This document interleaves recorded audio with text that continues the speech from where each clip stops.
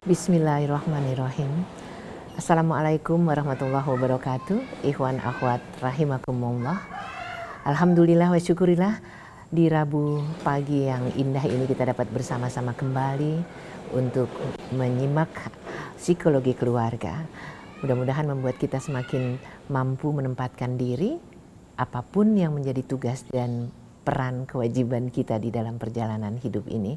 Dan tidak lupa tentu salam salawat kita sampaikan, kita lantunkan untuk penghulu umat kekasih kita bersama Muhammad Rasulullah SAW beserta keluarga dan kerabatnya.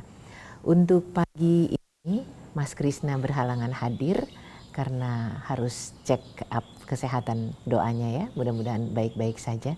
Dan kita bersama dengan dua sosok yang sangat inspiratif yang hadir setiap psikologi keluarga kita. Assalamualaikum warahmatullahi wabarakatuh, Ustadz Hussein, Pak Abu Bakar. Alhamdulillah hari ini bisa bersama-sama kembali untuk membahas yang mudah-mudahan materinya nanti bisa mempersuasi yang juga mengalami hal yang sama. Tapi Ustadz, sebelumnya kita mulai dengan umul kitab terlebih dahulu. A'udzu billahi minasy syaithanir rajim. Bismillahirrahmanirrahim. Alhamdulillahi rabbil alamin. Ar-Rahmanir Rahim. Maliki yaumiddin. Iyyaka na'budu wa iyyaka nasta'in. Ihdinas siratal mustaqim. Siratal ladzina an'amta 'alaihim ghairil maghdubi 'alaihim waladdallin. Baik Ustadz, langsung ke ada dua kasus. Yang pertama, Assalamualaikum Ustadz, apa yang membuat saya selalu terkena musibah seperti ini? Ujian saya selalu datang saat saya sedang merasakan kebahagiaan. Waktu saya menikah, ayah saya meninggal. Ketika saya melahirkan anak, ibu sakit, stroke dan tidak bisa ngapa-ngapain. Dan suami saya mulai dipromosikan di dalam hal karir, ibu suami saya meninggal. Dan banyak lagi hal-hal yang kecil-kecil, kehilangan-kehilangan yang seperti ini Ustadz. Suami saya saat sekarang ini stroke dan tidak bisa ngapa-ngapain. Kami mulai terpuruk. Sedang anak-anak baru mulai tumbuh. Yang terbesar baru masuk SMP Ustadz. Apa yang harus saya lakukan? Kejadian seperti ini membuat saya merasa sangat-sangat lemah. Kemudian berkaitan dengan masalah itu, kami baru kehilangan suami yang meninggal karena kena COVID-19. Ini kasus lain lagi. Dan sekeluarga kami menjadi bingung harus bagaimana Ustadz. Rasanya derita tiada akhir ya jadinya. Silakan. A'udzu billahi minasy syaithanir rajim. Bismillahirrahmanirrahim. Alhamdulillahi rabbil alamin. Hamdan katsiran tayyiban mubarakan fi kama yuhibbu rabbuna wa yarda. Allahumma salli wa sallim wa barik ala abdika wa rasulika sayyidina wa nabiyyina Muhammadin wa alihi wa sahbihi wa sallim. Subhanaka la ilma lana illa ma 'allamtana innaka antal alimul hakim wa la hawla wa la quwwata illa billahil aliyyil azim. Rabbana zidna ilman wa alhiqna bis salihin, amma ba'du. Ikhwan, akhwat, pendengar, pemirsa, Ustadz Abu Bakar Baraja, Ibu Hajjah Nur, itu pula tamu kita Bapak Ibrahim Talib, Nesa beserta semua kru, juga putri kita Haura yang sedang melakukan pelatihan, semua yang berjuang bersama kita, yang sedang menjalankan amanat dari Allah Subhanahu wa Ta'ala untuk mengajak manusia kembali kepada Allah, mengingatnya, mengikuti bimbingan petunjuknya, juga penuh dengan rasa ridha dalam menghadapi cobaan-cobaan yang datang, mensyukuri nikmat yang Allah berikan dalam rangka kita mempersiapkan bekal untuk saat perjumpaan kita di hari akhir nanti. Saya ucapkan salamullahi alaikum jami'an warahmatullahi wabarakatuh. Dua pertanyaan tadi yang mengemukakan cobaan demi cobaan yang dialami oleh kedua saudari kita. Yang satu mengeluhkan baru dia sedang menghadapi saat-saat bahagia gembira atau menghadapi cobaan. Baru keluar dari satu cobaan memasuki cobaan yang lain. Begitu pula saudari kita yang lain, ditinggal suaminya disebabkan karena COVID yang sedang mewabah pada saat ini. Dan juga banyak orang yang mengalami hal yang sama, bahkan mengalami cobaan-cobaan yang lebih berat. Lalu kalau kita bertanya, apakah semua ini merupakan hal yang wajar? Apakah tidak wajar? Bagi orang-orang yang mengukur kehidupan ini sebatas kehidupan dunia, mereka menganggap bahwa ini hal yang tidak wajar. Tapi bagi orang yang mengenal Allah, mengenal karakteristik dari kehidupannya dalam kehidupan dunia ini, dia tahu bahwa Allah dari pertama menerangkan alladzi khalaqal mauta wal haya liyabluwakum ayyukum ahsanu amala. Dialah yang telah menciptakan kematian dan kehidupan. Bukan hanya ada kehidupan, tapi apa? Kehidupan juga yang diiringi dengan kematian dan didahului juga dengan kematian, ketiadaan. Allah menciptakan kematian, kehidupan liyabluwakum ayyukum ahsanu amala, untuk menguji kalian siapa yang terbaik amalnya. Selesai ujian, diperiksa hasil ujiannya. Yang lulus dia meraih kedudukan derajat sesuai dengan nilai lulusnya. Yang tidak lulus akan gagal dan merasakan akibat dari kegagalannya. Ini merupakan hakikat dari kehidupan dunia, sebagaimana yang diterangkan Allah dalam kitabnya. Tapi kalau seorang hidup terus-menerus dalam kesenangan, terbebas dari cobaan, saya khawatirkan justru ini merupakan istidraj dan uluran dari Allah yang membuat dia lupa. Sebagaimana firman Allah, kalau Allah bentangkan rezekinya bagi manusia tiada batas, niscaya manusia ini akan merajalela di atas muka bumi melakukan kejahatan dan lupa kepada Tuhan. Lalu kita bertanya, apakah cobaan ini hanya terjadi pada kedua ibu atau terjadi juga pada banyak orang? Tidak ada seorang pun dari kita kecuali pernah melalui cobaan yang berat terkadang, yang terkadang ringan.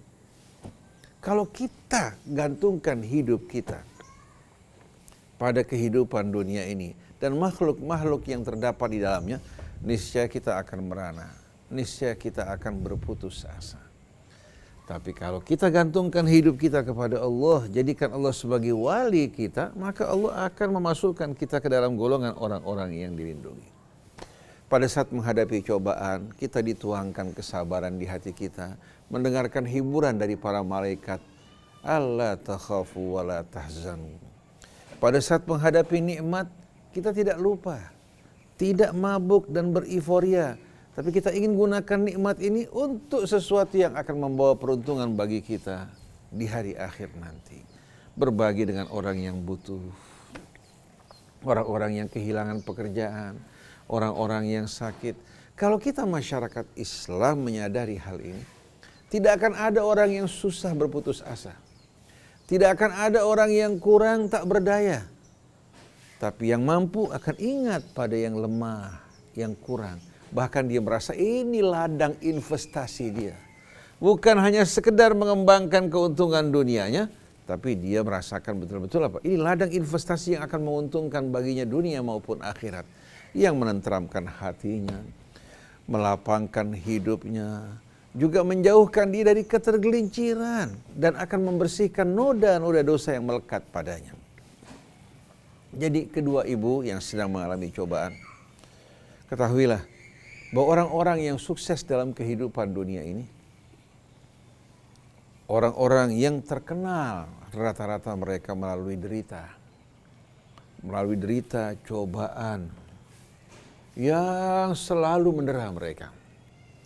Adapun mereka-mereka yang dari kecil, dari kanak-kanak, diberikan makan melalui piring, perak, sendok emas, dilayani, orang-orang seperti ini tidak akan memiliki semangat juang.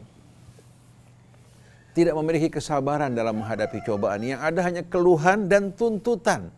Berbeda dengan orang-orang yang didera oleh cobaan, semangat juang mereka akan bangkit. Allah Subhanahu wa ta'ala memilih ibu.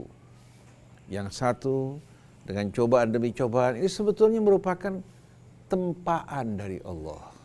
Begitu juga yang satu dicoba dengan apa? Dengan suaminya yang meninggal dunia. Apakah hanya ibu? Rasulullah SAW dalam kandungan ditinggalkan ayahnya. Usia berapa tahun ditinggalkan oleh ibunya. Kemudian dirawat oleh kakek, kemudian pamannya. Setelah itu menghadapi cobaan. Kehidupan yang miskin, susah, menggembala kambing, dia berdagang. Ya. Dari ketabahan, kesabarannya, kemuliaan terlihat. Hingga membuat seorang wanita mulia melamar dirinya bukan karena kekayaannya, kepribadian yang mempesona dan menarik.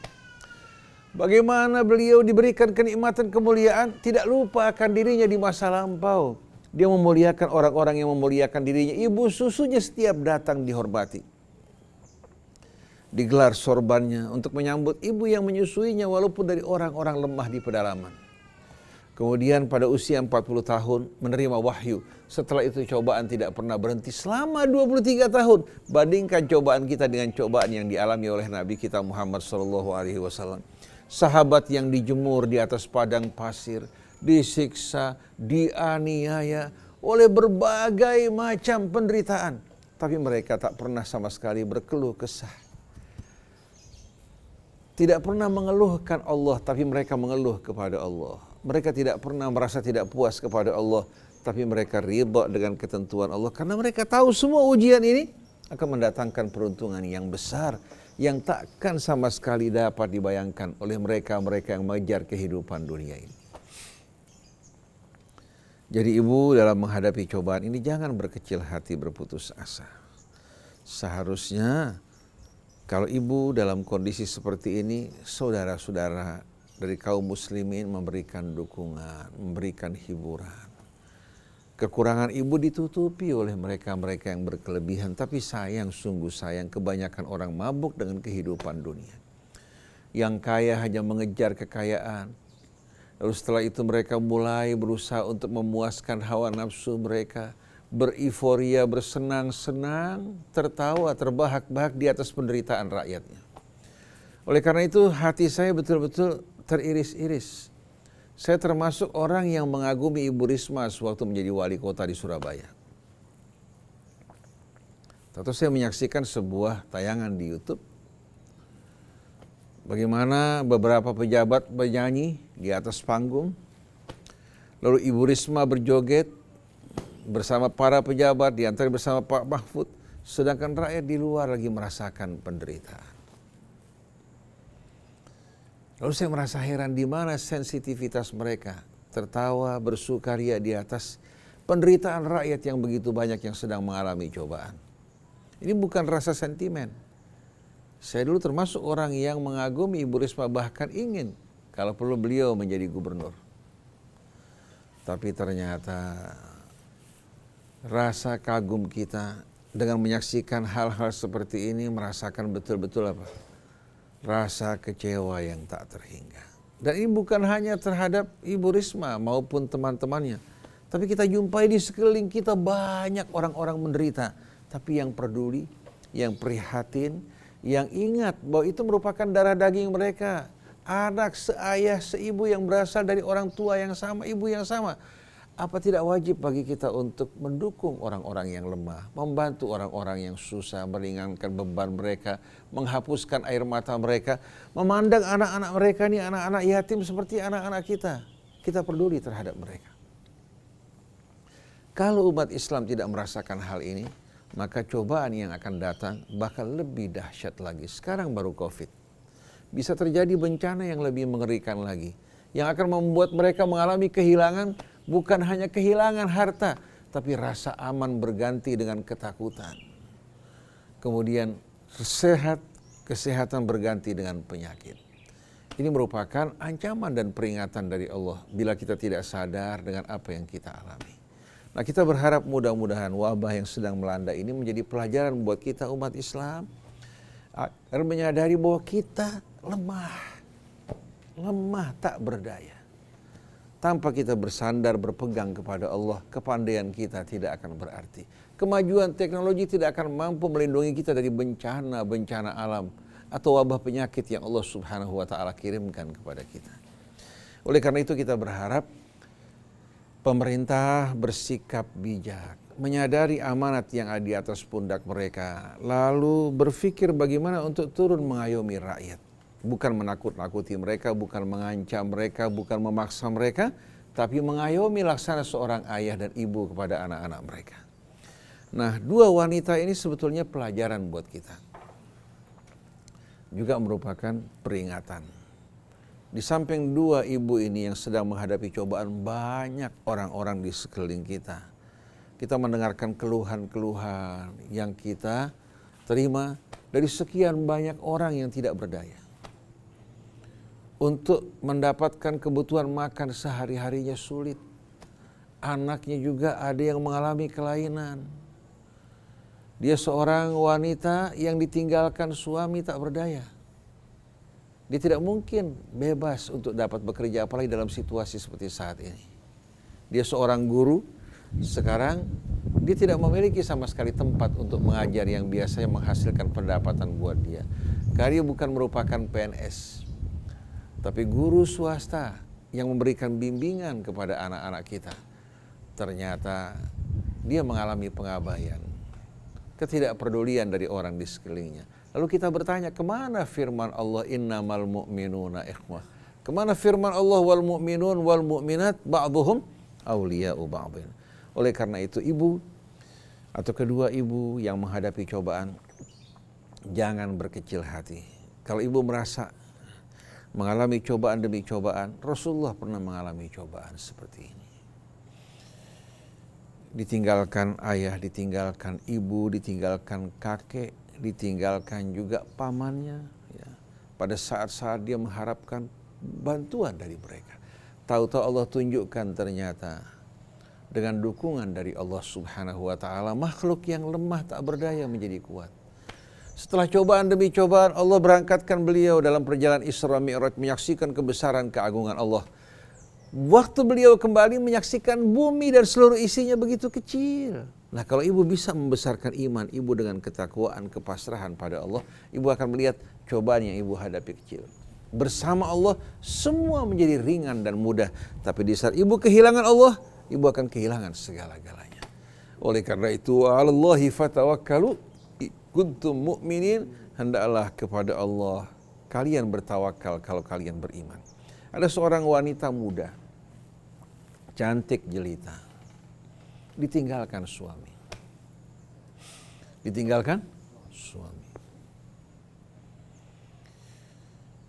Dia bekerja keras ya, dengan membuat kue di rumahnya. Ya. Orang memberikan bantuan untuk membeli oven, membeli ini, dia membuat kue. Kemudian dia berdagang kue, mengendarai mobil sendiri untuk mengantarkan kue-kue tersebut. Allah kasih subhanallah dengan ketabahan, kesabaran dia, anak-anaknya sekolah berhasil. Si ibu setelah itu beristirahat, anak-anaknya semua yang bekerja dengan baik.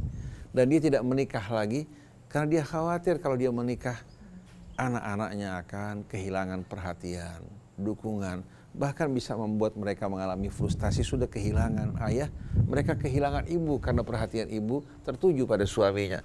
Apalagi seandainya suaminya tidak memiliki kepedulian terhadap anak-anaknya. Ada lagi seorang wanita yang datang kemari yang memberikan sumbangan untuk Rasil, untuk lembaga-lembaga pendidikan, Ibu Zailani. Dia bekerja untuk memberikan nafkah buat anaknya. Seorang wanita janda ditinggalkan sekian banyak anak. Dia bekerja, ikut kerja bersama orang di sebuah rumah makan kecil, membantu mereka. Kemudian setelah itu dia membuat gerobak, dia berdagang di pasar. Dia tidak kembali ke rumahnya sepanjang bulan Ramadan. Siang tidur di bawah gerobak, siang tidur di bawah gerobak, setelah itu dia berdagang pada saat bulan puasa di malam hari. Dia paling ke rumah untuk mandi, kembali ke pasar untuk bekerja sampai usia tua. Tadinya dia bertanya-tanya kenapa cobaan dia begitu berat.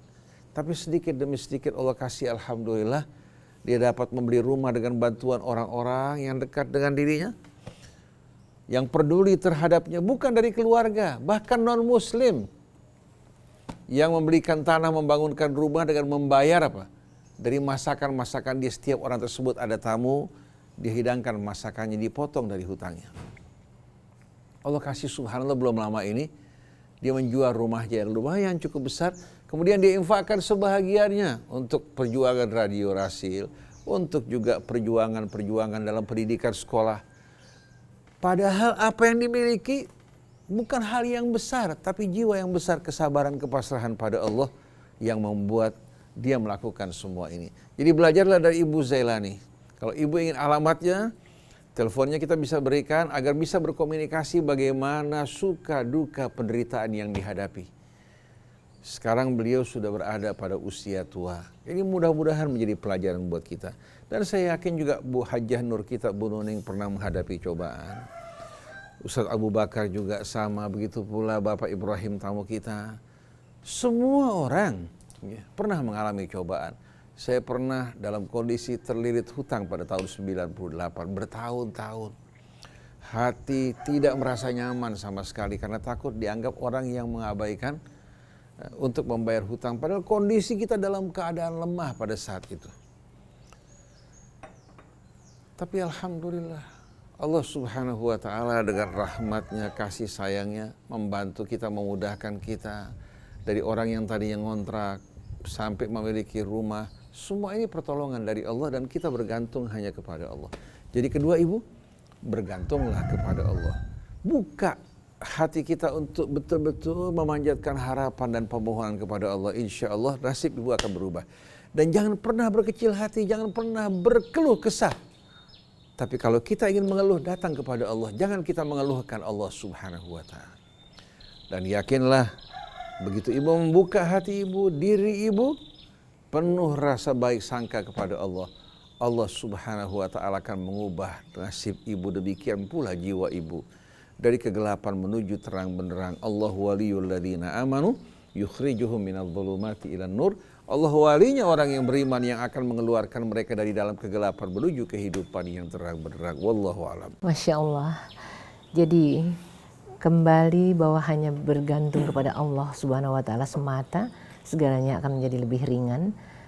Meskipun jujur, untuk melakukan hal itu selalu saja ada gangguan yang mengatakan bahwa bilakah penderitaan ini berakhir. Saya sudah terima ya Allah, tapi bisa jadi Pak Abu Bakar akan memberikan tips bagaimana merasakan kebahagiaan dan syukur apapun yang sedang kita alami dengan cara-cara yang mudah-mudahan benar-benar meringankan langkah kita. Mari kita dengarkan. Silahkan. Bismillahirrahmanirrahim. Assalamualaikum warahmatullahi wabarakatuh. Waalaikumsalam warahmatullahi wabarakatuh. Alhamdulillah, pagi hari ini insya Allah kita akan mendapatkan nikmat. Setiap cobaan yang lewat akan kita perhatikan nikmatnya.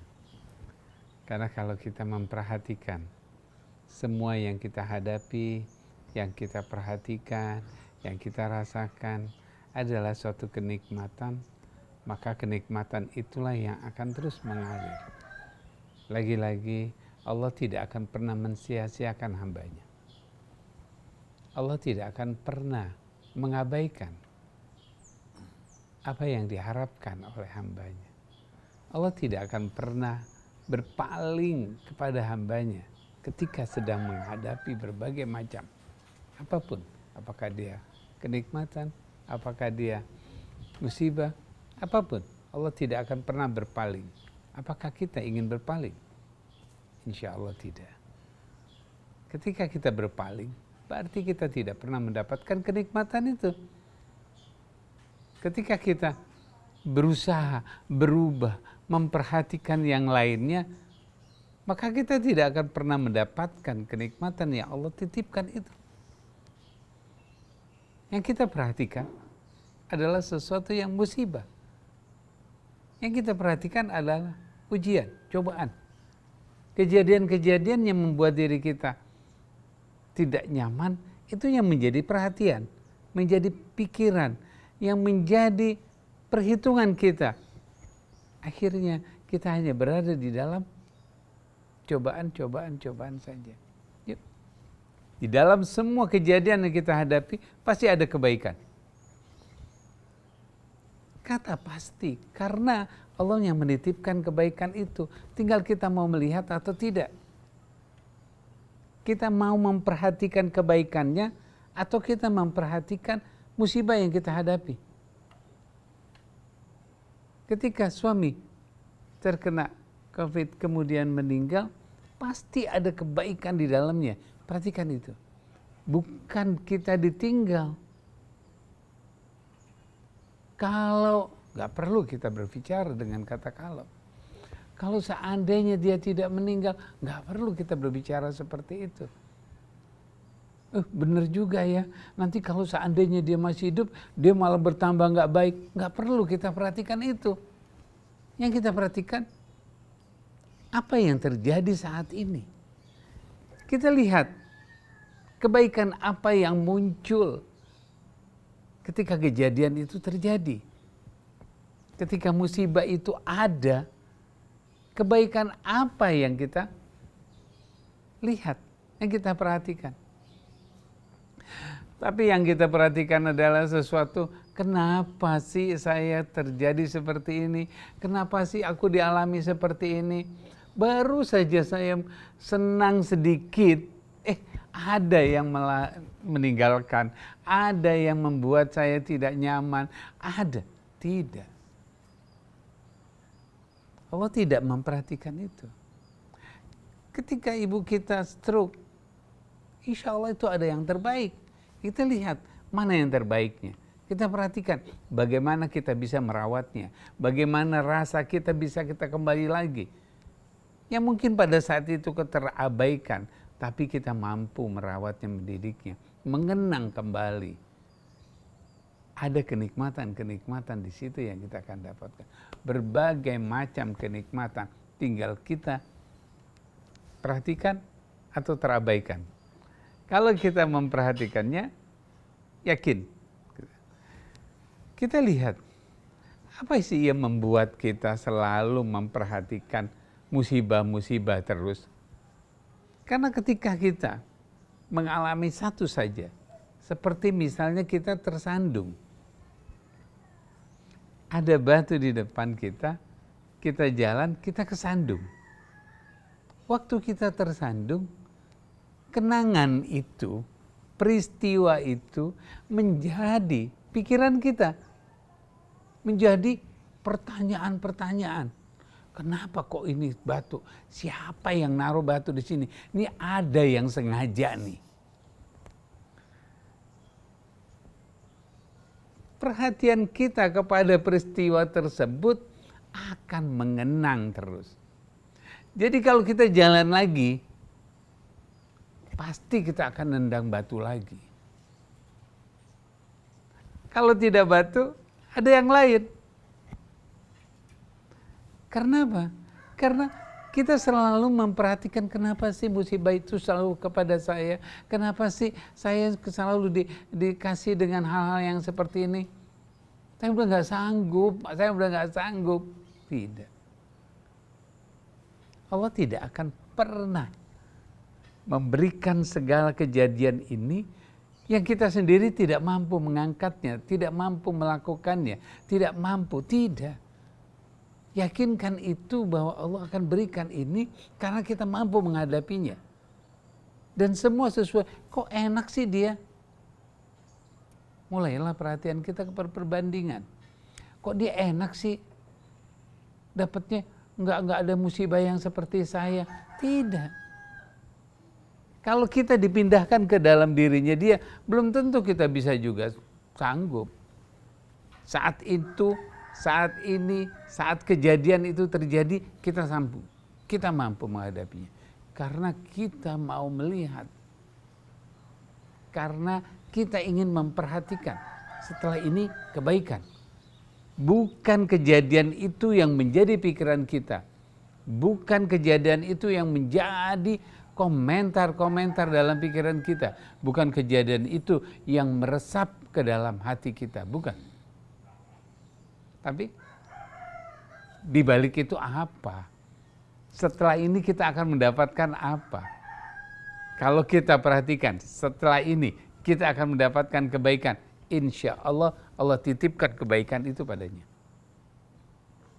Tapi kalau yang kita pikirkan adalah, aduh ini kejadian, ini ntar akan datang lagi. Nanti akan kejadian lagi. Aduh nanti akan terjadi seperti ini lagi. Maka kita akan cari agar supaya kejadian musibah itu terjadi pada kita. Kita akan cari.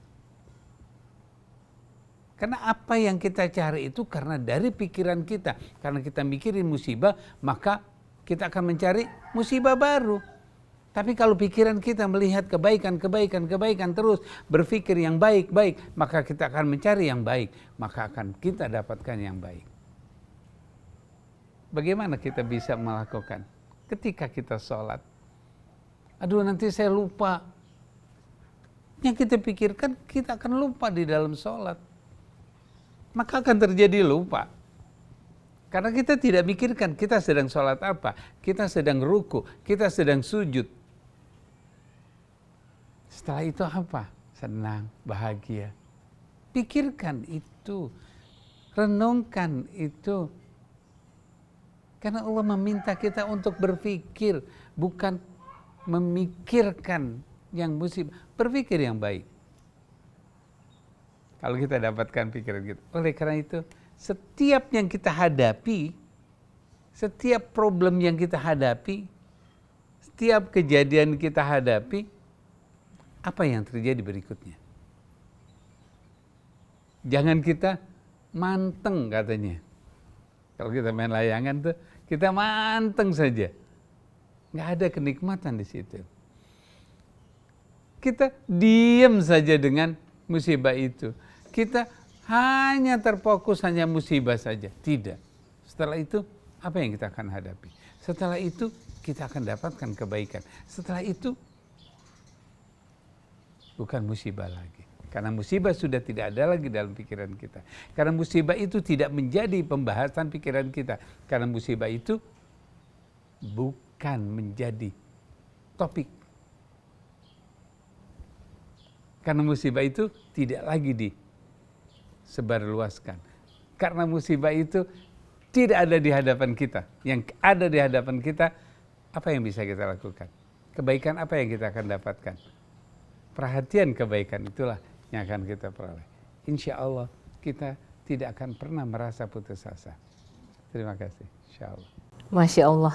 Jadi kalau hidup memang akan selalu berjalan, hari berganti hari, waktu berlalu dan cobaan silih berganti. Apa yang kita dengar dari Ustadz Hussein dan Pak Abu Bakar, kelihatannya tidak bisa tidak, memang harus seperti itu. Masalahnya mudah atau tidak ini ya. Ini ada satu pertanyaan Ustadz, mirip-mirip juga. Suami saya cuek, anak-anak sibuk sendiri. Saya dititipin keponakan yang jiwanya agak terganggu, orang tuanya sudah meninggal. Jadi saya terbebani menjaga keponakan yang kadang-kadang suka membahayakan dirinya sendiri. Keponakan dari suami, keponakan dia. Tidak dijelaskan sayang, tapi keponakan. Saya sudah coba dekatkan diri dengan Allah, tapi yang jelas tetap merasa lelah karena dengan titipan ini kalau masih ada dukungan dari suami atau anak-anak mungkin lumayan. Anak-anak sibuk sendiri, suami cuek. Saya sudah berusaha untuk merasakan syukur dan bahagia, tapi susah sekali Ustadz. Saya harus bagaimana? Sama jadi penderitaan lagi nih. Ya Ustadz. Ala qadri ahlil azmi ta'til azaimu wa ta'ti ala qadril kiramil makarim. Wa ta'bumu fi aini as-saghiri as-saghairu wa tasghuru fi aini al-azimil azaimu. Tadi ibu mengatakan ibu sudah berusaha untuk menerima ridho dan lain sebagainya. Ibu harus tahu bahwa jiwa manusia ini bisa menyempit, bisa meluas. Bisa menyempit, bisa meluas. Kalau yang jadi fokus perhatian ibu, hal yang kecil, dia akan menyempit. Tapi kalau yang menjadi fokus perhatian ibu yang besar, yang kekal dan abadi, maka ibu akan lihat urusan dunia menjadi kecil. Oleh karena itu Al-Mutanabbi mengatakan, tergantung kebesaran jiwa seseorang akan terlihat karya-karya, usaha-usaha dan hasil-hasilnya. Begitu juga tergantung kedermawanan seseorang, terlihat pemberiannya. Jangan dilihat kayanya, banyak orang kaya peliti minta ampun. Bahkan anak-anaknya istri nyumpain supaya si kaya cepat mati. Karena dia merasa apa, walaupun bapaknya kaya, tapi ternyata apa, dia nggak kebagian apa-apa. Tapi ada orang sederhana, Allah berikan keberkahan dalam hidupnya, anak-anaknya menikmati, orang di sekelilingnya. Bahkan hewan ikut menikmati. Hewan ikut menikmati. Di saat panen buahnya, dia tidak ambil semuanya, sisanya sebagian diserahkan untuk kelelawar makan. Dia juga peduli terhadap hewan-hewan yang lain, memandang anak orang seperti anaknya dengan penuh kasih sayang. Walaupun hartanya nggak banyak, tapi jiwanya besar. Melihat kepada tujuan yang lebih besar. Kemudian dilanjutkan, wa ta'dhumu fi aini as-saghiri as-saghairu. Di mata orang-orang kecil, hal-hal kecil besar. Tapi wa tasghuru fi ainil azimil azaimu. Tapi di hadapan jiwa orang yang memiliki jiwa besar, hal-hal besar kecil di hadapan dia. Ada orang mengeluhkan kecil, ini begitu, masalah kecil. Masalah ntar wastafel mampet ribut. Masalah juga katakan ada tumpahan di meja ribut. Masalah ini ribut. Akhirnya apa? Jadi orang yang paling sempit hidupnya. Anaknya lari sana sini, hati-hati guci ibu terkena. Hati-hati hiasan ibu, hati-hati perabotan ibu, hati-hati ini. Akhirnya apa? Bukan hanya dia sempit, semua orang sempit gara-gara dia. Akhirnya anaknya kalau di rumah rapi, kalau di luar kayak monyet. Loncat sana, loncat sini, ngacak di rumah orang. Banyak gak begini? Tapi ada orang di rumahnya, dia bebas, tapi di luar dia rapi. Karena sudah puas di rumah. Ibu ini juga menikmati semuanya dipandang apa? Hal yang lucu. Ya. Coba bayangkan, orang-orang yang jiwanya sempit, memandang ini menjengkelkan gak? Ibu baru rapihin spray, berantakan lagi. Baru sedot karpet, kotor lagi.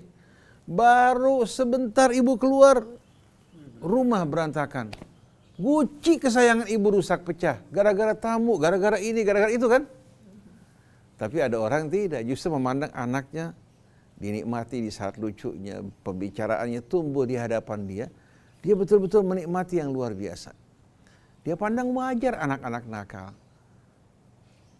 Tahu tubuh setelah itu, setelah merasakan betul-betul kebebasan pada masa kanak-kanak, di bawah pengawasan orang tua, jangan bohong, jangan berbuat yang tidak-tidak, Allah kasih anaknya menjadi anak-anak yang berbakti. Kenapa? Karena orang tuanya bersabar menghadapi mereka, anaknya juga peduli. Apalagi di saat anaknya menikah, punya anak, dia baru menyadari, ya Allah, orang tuanya sabar betul menghadapi dirinya. Dia bisa menikmati anak-anaknya, ya, yang sedang lucu, yang sedang bermain, tapi orang yang jiwanya kecil hanya memperhatikan soal materi, hanya memperhatikan kebersihan rumah, anak betul-betul menjadi apa? menjadi tempolong. Tahu tempolong nggak? Orang Tegal bilang python. Jadi akhirnya menjadi buangan marahnya. Ada sedikit masalah, ibunya kena. Kemudian anaknya kena. Jadi hampir di rumah setiap hari terjadi keributan. Nah sekarang ibu dicoba dengan ponakan ya, yang kurang ya, yang nakal. Ibu hadapi dengan lapang dada, ini merupakan bahagian dari ibadah. Semua derita ibu ada yang membalasnya, itu Allah Subhanahu wa ta'ala. Sekarang ibu berbuat seperti ini, insya Allah nanti anak-anak ibu mendapatkan perhatian. Saya ingat dulu orang tua saya di pesantren, sekian banyak anak tidak bayar, tinggal di pesantren karena orang tua tidak mampu. Bahkan yang dikirim ke pesantren oleh orang tua anak yang sudah nggak mampu diurus. Yang sudah nggak mampu ya untuk dirawat, kalau baik-baik anaknya masuk sekolah umum, tapi kalau rusak masuk pesantren. Dihadapi itu anak-anak dengan sabar, dengan apa, bahkan yang tidak membayar pun tidak pernah diganggu sama sekali. Diperlakukan seperti anak. Waktu kita berangkat ke luar negeri sekolah di Mesir, Allah Subhanahu wa ta'ala mudahkan urusan kita, bahkan kita mendapatkan perhatian. Perhatian yang Allah berikan buat kita. Dan saya merasa mungkin karena orang tua saya dulu berikan perhatian buat anak-anak, Allah berikan kita kemudahan, padahal orang tua kita itu tidak mampu mengirimkan banyak uang untuk kita. Karena waktu saya berangkat dolar masih 300 rupiah, tahu sampai di Mesir dolar berubah 1.000 rupiah, tidak lama kemudian meningkat lagi. Nah buat orang-orang kita untuk membeli dolar cukup mahal. Jadi ibu sekarang melakukan sesuatu ini menjadi deposito buat ibu di sisi Allah. Apa yang ibu lakukan, ibu akan terima dunia dan akhirat, juga anak-anak ibu akan menerima bahagian dari sisi Allah. Jadikan ibadah. Lihat tujuan hidup ibu sebagai tujuan yang besar, bukan hanya ingin tenang di rumah, bukan hanya ingin tidur dengan nyaman, bukan hanya ingin ibu merasakan tidak ada gangguan di sana sini. Kalau ibu menuju seperti ini, maka ibu akan merasa sempit dalam kehidupan dunia. Walaupun ibu diberikan istana, ibu akan merasa terjajah, terpenjara oleh istana ibu. Urusan cacak bengek semua diatur, diurus sama ibu. Hal-hal yang tidak perlu, jangan ibu tanggapi. Ibu hadapi cobaan semua dengan kelapangan dada, bahagia dari ibadah, mengharapkan ridha Allah Subhanahu wa ta'ala. Ibu akan merasa melayani suami indah, melayani anak-anak indah, melayani anak-anak yang sakit susah juga indah. Ibu diberikan amanat karunia oleh Allah Subhanahu wa ta'ala. Ini ladang kehidupan dan perjuangan kita. Tapi orang banyak hidup bebas, beriforia ke sana, pergi ke sana, berlibur ke Bali, berlibur ke Hong Kong, ke Eropa. Setiap tahun bisa 2-3 kali dia berlibur. Ada lagi orang dikenal sebagai orang yang paling kaya. Apa artinya? Orang yang paling kaya. Orang dilihat dari manfaat yang diberikan, bukan dari harta yang apa? Dia hidup mengurus harta, tapi ada orang justru apa? Dilayani oleh hartanya. Dibuat bahagia oleh hartanya, anaknya, dirinya, keluarganya, orang di sekelilingnya. Dengan harta yang Allah berikan, ikut merasakan nikmat. Tapi ada orang yang dipenjara, diatur oleh hartanya, stres, gelisah, menderita gara-gara harta. Maka dalam sebuah riwayat, diriwayatkan dari Imam Muhammad Al-Baqir, innalillahi ibadan mayamin. Allah ini di dunia punya hamba-hamba yang mayamin, penuh keberkahan. Ya'ishun, mereka hidup. Wa ya'ishun nasu fi aknafihim. Orang juga ikut menikmati kehidupan di bawah naungannya. Jadi orang yang berada di bawah naungannya ikut menikmatinya. Dan dia selalu berusaha mencari orang-orang susah, bukan lari dari orang Dan dia tidak terganggu di saat orang minta bantuan. Dia baru terganggu di saat orang minta bantuan, dia gak mampu untuk memberi. Tapi dia bahagia kalau bisa membantu sana, membantu sini. Begitu punya uang, siapa yang harus dibantu pada saat itu? Dia hidup, orang lain ikut menikmati kehidupan di bawah naungannya. Enggak seperti pohon beringin. Begitu dia mulai naik ke atas, menyedot air banyak, rumput mati di bawahnya. Tapi wa inna lillahi ibadan mayamin ya'ishuna wa ya'ishun nasu fi aknafihim wa mathaluhum kamathalil qatar. Perumpamannya seperti hujan. Dia turun membawa kesuburan, menyediakan juga kebutuhan air.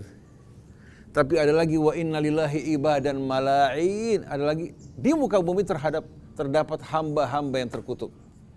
Ya'ishun nas wala ya'ishun nasu fi aknafihim. Mereka hidup senang-senang, tapi dia hidup di atas kesusahan, penderitaan, tangisan orang lain. Wa mathaluhum kamathal jarad. Perumpamannya mirip sama belalang.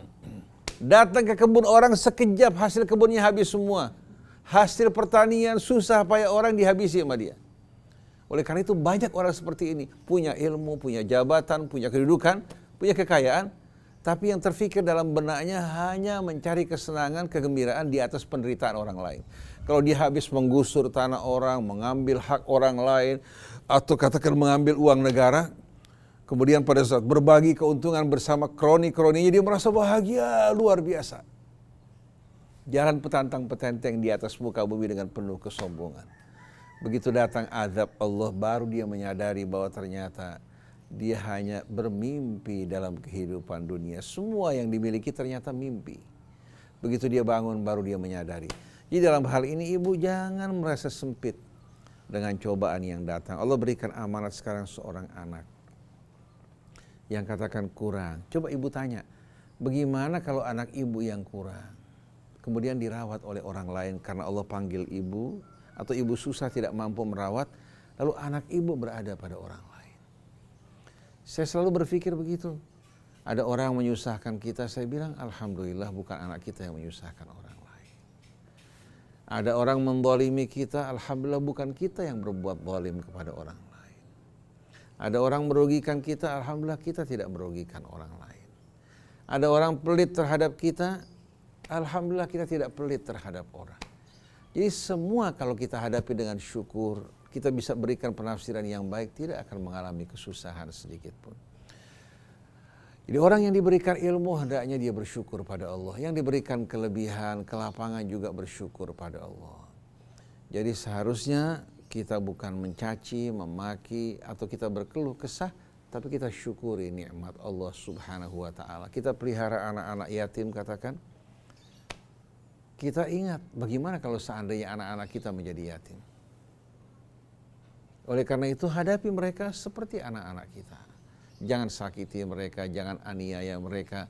Dan cobaan yang dihadapi dalam merawat mengasuh mereka, ini merupakan ladang perjuangan dan juga investasi kita yang amat besar. Insya Allah kita akan terima bukan hanya di dunia, tapi di hari akhirat nanti. Yauma la yanfa'u malun wala banun illa man atallaha biqalbin salim.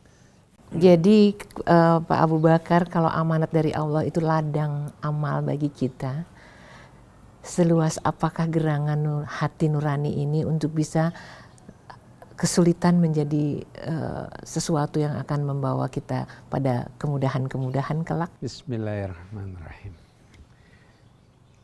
Subhanallah.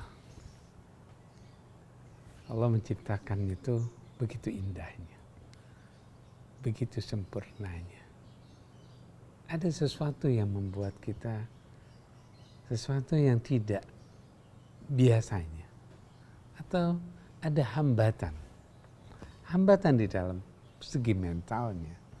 Kemudian dia hadir di hadapan kita. Kita ketahui bahwa anak yang hadir itu punya rasa.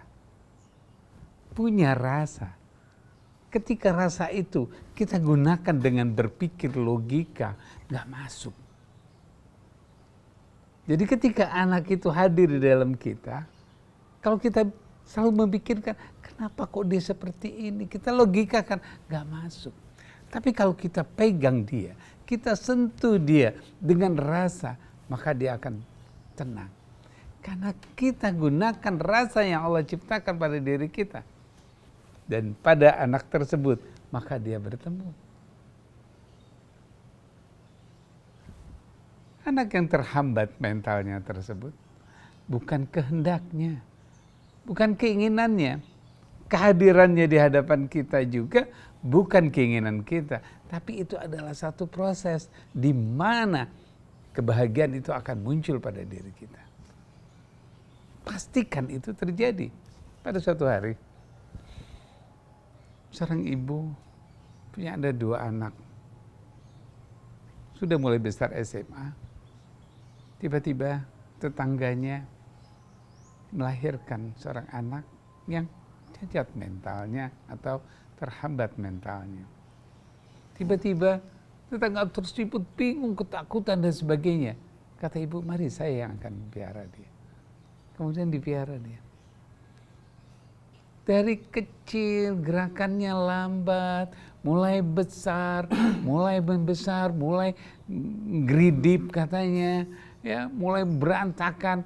Tapi ketika ada si ibu itu datang cuman senyum, dipegang tangannya, diam anak tersebut. Setiap kali dia nakal, orang-orang pada ketakutan.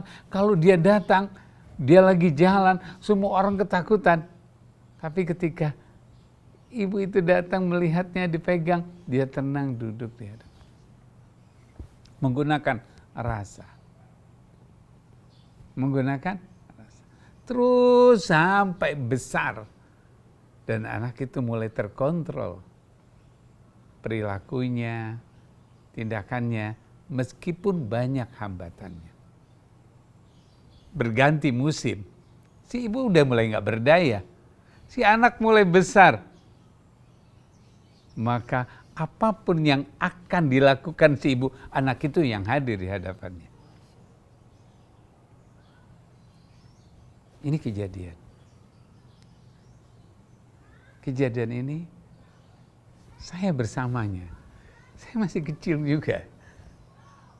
Jadi ibu itu sudah nggak berdaya. Anak itu yang hadir di hadapannya, yang menolongnya. Anak-anaknya tetangga yang lain semuanya yang ribut. Nggak peduli. Nggak peduli. Yang peduli dia. Itulah kebahagiaan yang akan kita dapatkan. Di dunia sudah kita dapatkan, bagaimana nanti di yaumul akhir. Subhanallah. Oleh karena itu, kenapa kita harus takut dengan musibah? Hadapi. Kenapa kita takut dengan problem? Hadapi, kebaikan itu akan hadir. Jadikan kebaikan apa yang kita sedang lakukan. Jadikan sesuatu itu adalah ketentuan yang terbaik buat diri kita. Jadikan apa yang terjadi dalam kehidupan kita ini adalah kebaikan-kebaikan yang akan kita raih di kemudian. Pastikan setiap langkah, setiap waktu, setiap detik kita menghadapi kebaikan dalam diri kita. Itu yang terbaik. Bukan kesusahan. Dan itu tidak akan pernah terjadi pada diri kita. Kalau kita berpikir terus yang baik, pasti. Jadi ketika kita menghadapi seorang anak yang terhambat mentalnya, gunakan rasa itu. Perhatikan rasanya. Nggak bisa. Orang yang berlogika, yang rasional, kita gunakan rasa, kita ditindas. Tapi ketika dia butuh rasa, kita gunakan rasa.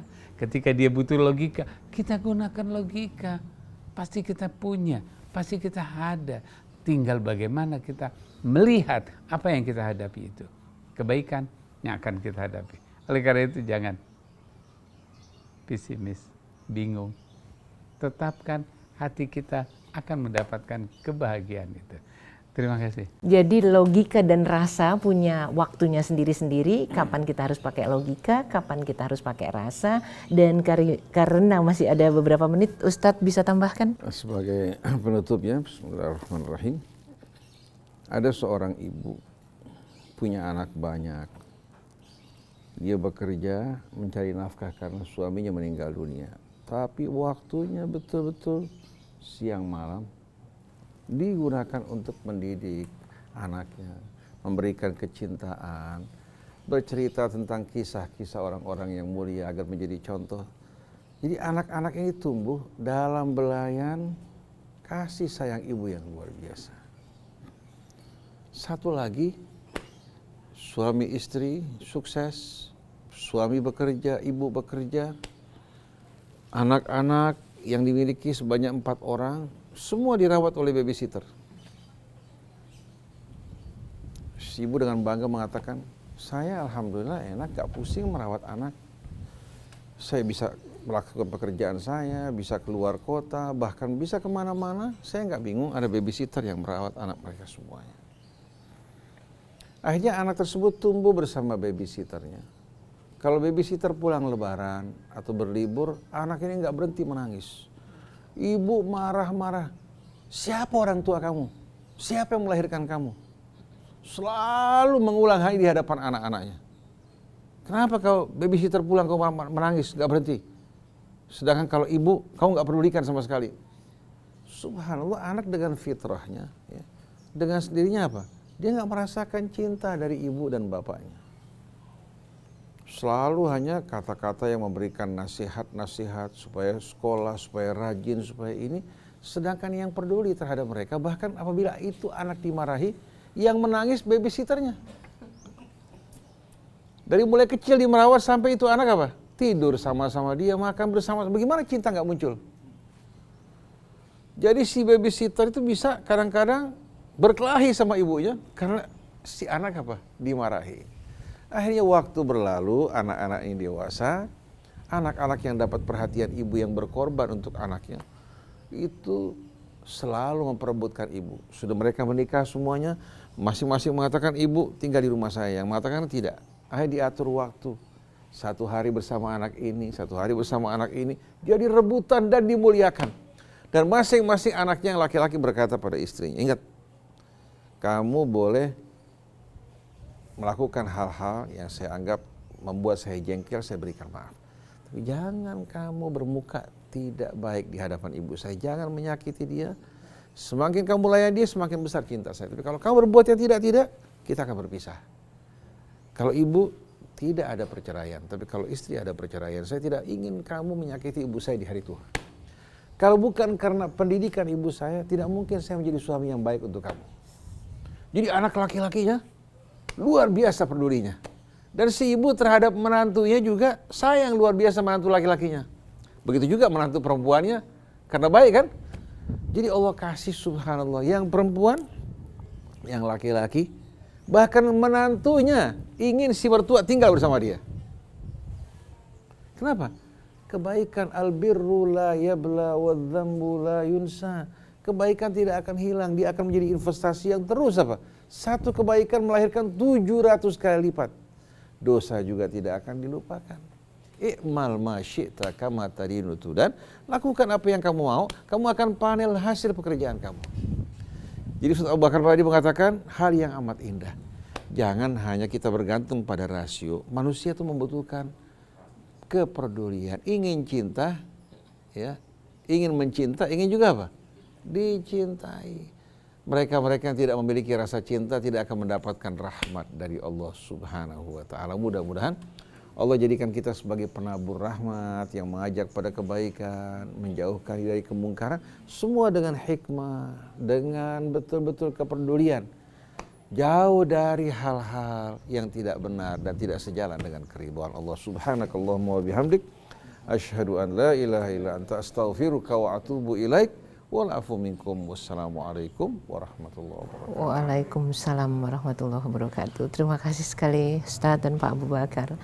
Jadi sahabat-sahabat surgaku dimanapun berada, betapa malang pun nasib kita bahkan sudah jatuh tertimpa tangga, ada Allah yang akan menjadi bagian yang sangat-sangat penting di dalam perjalanan kita.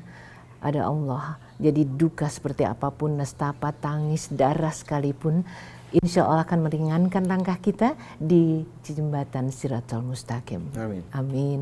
Billahi taufiq wal hidayah. Wassalamualaikum warahmatullahi wabarakatuh.